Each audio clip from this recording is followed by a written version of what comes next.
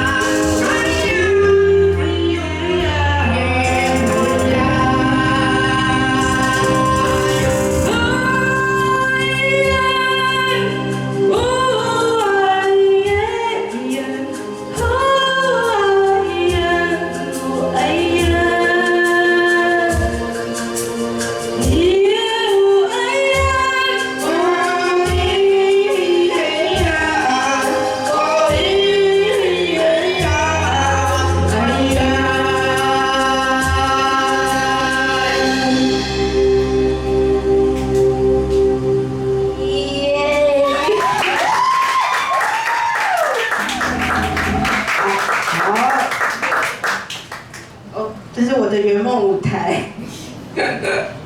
我以前啊，对我也还有